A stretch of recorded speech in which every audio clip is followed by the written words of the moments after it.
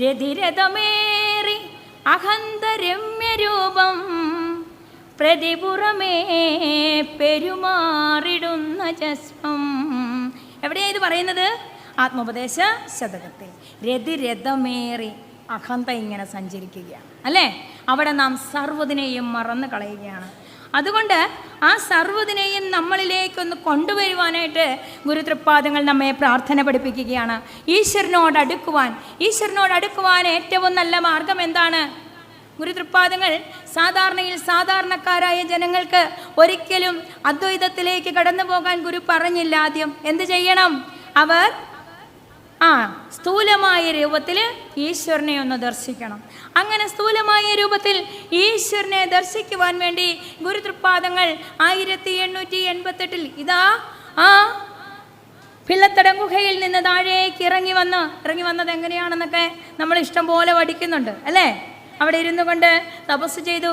ഗുരു ആരാണെന്ന് തിരിച്ചറിഞ്ഞിട്ട് ഇറങ്ങിപ്പോരുകയാണ്. ഇറങ്ങിപ്പോരുന്നത് വെറുതെയാണോ? സുബ്രഹ്മണ്യ കീർത്തനം എന്ന് പറയുന്ന ഒരു കീർത്തനത്തിൽ മിക്കവാറും എല്ലായിടത്തും ഞാൻ പറയാറുള്ളതാണ്, ഗുരുതൃപ്പാദങ്ങൾ ആ സുബ്രഹ്മണ്യൻ തന്നോട് ചേർക്കുവാൻ, ഗുരുവിനെ തന്നോട് ചേർക്കുവാൻ വന്നതാവാം. ആ സമയത്ത് പറയുന്ന ഒരു കാര്യമുണ്ട്. സ്പഷ്ടം നിലാവങ്ങു നീങ്ങി ദിനകരനുദയം ചെയ്തു ചന്ദ്രൻ മറഞ്ഞു, തട്ടിത്തട്ടി പെരുക്കി പെരുവെളിയതിലാക്കിയിടുവാൻ പിന്നെയാട്ടെ. കഷ്ടം ദീനം പിടിച്ചോ മധുരയതു കുടിച്ചോ കിടക്കുന്ന ലോകർക്ക്, ഉത്തിഷ്ടോത്തിഷ്ട ശീഘ്രം നദിയിൽ മുഴുകുവാൻ കാലമായി വന്നതിപ്പോൾ. കഷ്ടം ദീനം പിടിച്ചും മധുര കുടിച്ചും കിടക്കുന്ന ജനതയെ കണ്ടുകൊണ്ടാണ് എന്ത് ചെയ്തത്? ആ മലമുകളിലേക്ക് ഗുരു കയറിപ്പോയത്.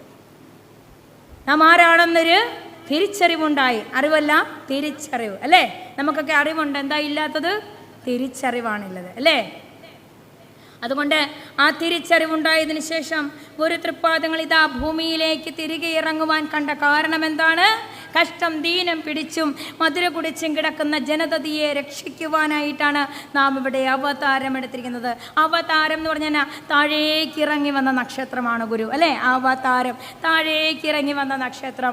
അങ്ങനെ ഇതാ ഭൂമിയിലേക്ക് ഇറങ്ങി വന്ന ഈ നക്ഷത്രം എന്തിനു വേണ്ടിയാണ്?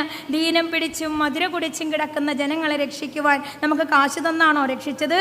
അല്ല, ജ്ഞാനം തന്നു. ജ്ഞാനസാഗരമാണ് ഗുരുദേവ തൃപ്പാദങ്ങൾ നമുക്ക് തന്നത് അല്ലേ? വേണ്ടുവോളം കോരി കുടിക്കുവാൻ ജ്ഞാനസാഗരം നമുക്ക് തന്നു. പക്ഷേ നാം അതിൻ്റെ അറ്റത്ത് പോലും എത്തുന്നില്ല. എത്തുന്നുണ്ടോ? ഇല്ല. എങ്ങനെയാ പറഞ്ഞിരിക്കുന്നത്? ശ്രീരാമകൃഷ്ണ പരമഹംസർ പറഞ്ഞിരിക്കുന്നത് എങ്ങനെയാ?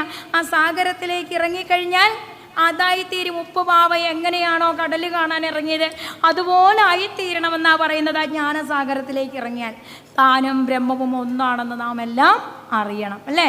നാം ശരീരമല്ല, അറിവാകുന്നു. ശരീരം ഉണ്ടാകുന്നതിന് മുമ്പിലും അറിവായ നാം ഉണ്ടായിരുന്നു.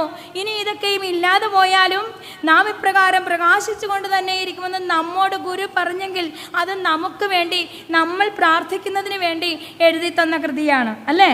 അപ്പോൾ നമ്മളെല്ലാവരും അത് തന്നെ ആയിത്തീരണമെന്നാണ് ആര് പറഞ്ഞു തരുന്നത്? ഗുരു തൃപ്പാദങ്ങൾ നമ്മളോട് പറഞ്ഞു തരുന്നത്. 1893 എവിടെ വെച്ച് എഴുതിയ പ്രാർത്ഥനയാണത്? കോലത്തുകരയിൽ വെച്ച് ശ്രീനാരായണ ഗുരുദേവ തൃപ്പാദങ്ങൾ രാമൻ മുതലാളി എന്ന് പറയുന്ന പരമജ്ഞാനി ശ്രീനാരായണ ഗുരുദേവ തൃപ്പാദങ്ങളോട് പറഞ്ഞു, സ്വാമി, ഒരു ഈശ്വരനെയും പൂജിക്കുന്നത് എനിക്ക് ഇഷ്ടമല്ല. പക്ഷേ എൻ്റെ കൺ കണ്ട ദൈവം ആര് തന്നെയാകുന്നു? സ്വാമി, അങ്ങ് തന്നെയാകുന്നു. അതുകൊണ്ട് അങ്ങയുടെ ദർശനം ഉൾക്കൊണ്ടുകൊണ്ട് നമുക്കൊരു പ്രാർത്ഥന വേണമെന്ന് പറഞ്ഞപ്പോൾ എഴുതിയെടുത്തോളാമോ എന്ന് ഗുരു ചോദിച്ചു. അങ്ങനെ അവിടെ വെച്ച് എഴുതിയെടുത്ത കൃതിയാണ് ഏത്? ഗദ്യ പ്രാർത്ഥന. ഗുരുവിൻ്റെ ദർശനം പൂർണ്ണമായി ഉൾക്കൊണ്ടുകൊണ്ട് ഇതാ വെറും 14 വരികളിൽ തീർത്തുകൊണ്ട് ശ്രീനാരായണ ഉപനിഷത്ത്, ശ്രീനാരായണ ഗുരുദേവ തൃപ്പാദങ്ങൾ നമുക്ക് തന്ന ഉപനിഷത്താണ്. ഗുരു നമ്മളുടെ അടുത്ത് അല്ലേ? ഉപനിഷത്തോട് ഞാൻ തൊട്ടടുത്തിരിക്കുക. ഗുരു നമ്മളുടെ അടുത്തിരിക്കുകയാണ്. ആ കൃതി വായിക്കുമ്പോൾ, അത് പഠിക്കുമ്പോൾ അവിടെ പറഞ്ഞിരിക്കുന്ന കാര്യം എന്താണ്? കാണപ്പെടുന്നതൊക്കെയും സ്ഥൂലം, സൂക്ഷ്മം, കാരണം എന്നീ 3 രൂപങ്ങളോട് കൂടിയതും പരമാത്മാവിൽ നിന്നും ഉണ്ടായി അതിൽ തന്നെ ലയിക്കുന്നതുമാകുന്നു. അതിനാൽ പരമാത്മാവല്ലാതെ വേറൊന്നുമില്ല. നമ്മൾ വെറുതെ വായിച്ച് പഠിക്കത്ത് മാത്രമേ ഉള്ളൂ. അതിലേക്ക് നമ്മൾ കടന്നു ചെല്ലുമോ? ഒരിക്കലും നമ്മൾ കടന്നു ചെല്ലുന്നില്ല. നമുക്കെല്ലാം വേറെ വേറെയാണ് അല്ലേ? ഞാൻ വേറെ നീ വേറെ എന്ന് പറയുമ്പോൾ ഗുരു തൃപ്പാദങ്ങൾ ഇതാ പറയുകയാണ്. എന്താ പറയുന്നത്? നാം ശരീരമല്ല അറിവാകുന്നു അല്ലേ? അത് ഒരാളുടെ കാര്യമാണോ പറഞ്ഞത്? അല്ല, സർവരുടെയും കാര്യമാണ്. അറിവെന്ന് പറഞ്ഞാൽ ഈശ്വരനാകുന്നു അല്ലേ? അറിവെന്ന് പറഞ്ഞാൽ എന്താണ്? ഈശ്വരനാണ്. നാം ശരീരമല്ല ഈശ്വരനാകുന്നു എന്നാ പറഞ്ഞത് അല്ലേ? അഹം ബ്രഹ്മാസ്മി എന്ന് പറഞ്ഞത് തന്നെ. അഹം ബ്രഹ്മാസ്മി എന്ന് വേദത്തിൽ പറഞ്ഞിട്ടുണ്ടെങ്കിൽ ഇതാ ശ്രീനാരായണ ഗുരുദേവ തൃപ്പാദങ്ങൾ നമുക്ക് പറഞ്ഞു തരുന്ന എന്താണ്? ത്വം ഹി ബ്രഹ്മ നചേന്ദ്രിയാണി നമനോ ബുദ്ധിർന ചിത്തം വപുഃ പ്രാണാഹം ഹൃദയോ അന്യദപ്യസദ് അവിദ്യാ കൽപ്പിതം സ്വാത്മനി സർവം ദൃശ്യതയാ ജഡം ജഗദിദം ത്വത്തപരം നാന്യതോ. കേട്ടിട്ടുണ്ടോ ഈ പ്രാർത്ഥന? ബ്രഹ്മവിദ്യാ പഞ്ചകം. ബ്രഹ്മവിദ്യാ പഞ്ചകത്തിൽ ശ്രീനാരായണ ഗുരുദേവ തൃപ്പാദങ്ങൾ പറഞ്ഞു തരികയാണ്. എന്താ?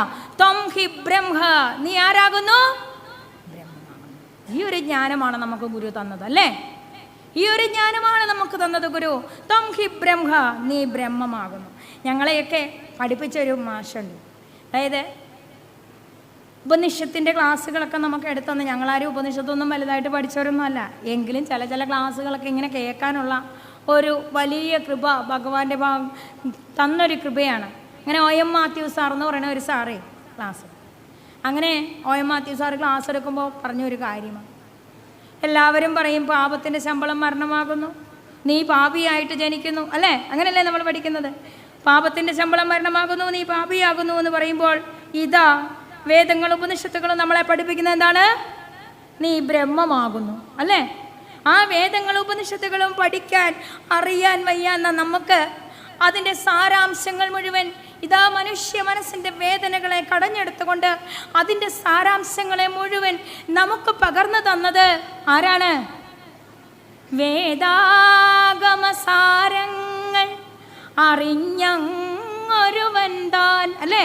വേദാഗമസാരങ്ങൾ അറിഞ്ഞ ഇതാ സാക്ഷാൽ ശ്രീനാരായണ പരമഹംസൻ നമുക്ക് പറഞ്ഞു തന്നു. ത്വം ഹി ബ്രഹ്മ, നീ ബ്രഹ്മമാകുന്നു.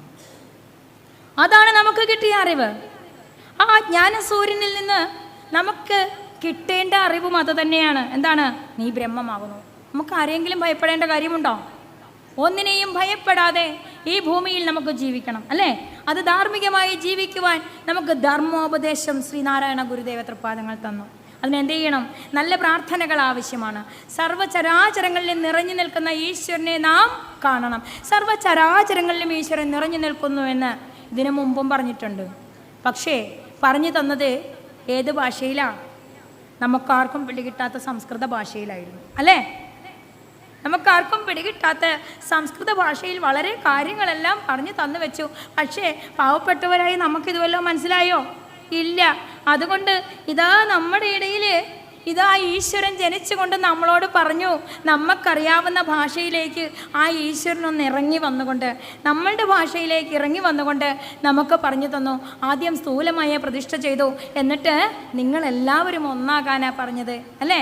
താത്വികതയുടെ ബ്രഷ് ആത്മജ്ഞാനത്തിൻ്റെ ചായത്തിൽ മുക്കി വിശ്വസാഹോദര്യത്തിൻ്റെ ചിത്രം ശ്രീനാരായണ ഗുരുദേവ തൃപ്പാദങ്ങൾ വരച്ചത് ഏതാണ്? ജാതിഭേദം മതദ്വേഷം ഏതുമില്ലാതെ സർവരും സോദരത്വേന വാഴുന്ന മാതൃകസ്ഥാനമാമിത്. കേരളത്തിൻ്റെ തെക്കേറ്റത്തൊരു മൂലയിൽ ഇതാ ഒരു ശിലയെ പ്രതിഷ്ഠിച്ചുകൊണ്ട് ശ്രീനാരായണ ഗുരുദേവ തൃപ്പാദങ്ങൾ ലോകത്തോട് മുഴുവനായിട്ടും പറഞ്ഞ ആദ്യത്തെ സന്ദേശമാണത്. ഏത്? ജാതിഭേദം മതദ്വേഷം. ഈ ലോകത്ത് യുദ്ധങ്ങൾ നടക്കുന്നത് എന്തിനു വേണ്ടിയാ? മതങ്ങളെ ദുഷിച്ചുകൊണ്ട് അല്ലേ? ഓരോ മതത്തെയും തൻ്റെ മതമാണ് വലുത്, തൻ്റെ മതമാണ് നല്ലത്, തങ്ങളുടെ മതാചാര്യൻ പറഞ്ഞതാണ് നല്ലത്, ഇത് പറഞ്ഞുകൊണ്ട് യുദ്ധം നടക്കുമ്പോൾ, യുദ്ധകാഹളങ്ങൾ മുഴക്കുമ്പോൾ ഈ യുദ്ധകാഹളങ്ങളെല്ലാം അവസാനിപ്പിക്കത്തക്ക രീതിയിൽ ശ്രീനാരായണ ഗുരുദേവ തൃപ്പാദങ്ങൾ നമുക്ക് പറഞ്ഞു തന്ന കാര്യമാണ് ജാതിഭേദം മതദ്വേഷം ഏതുമില്ലാതെ സർവരും സോദരത്വേന വാഴുന്ന മാതൃകസ്ഥാനമാമിത്.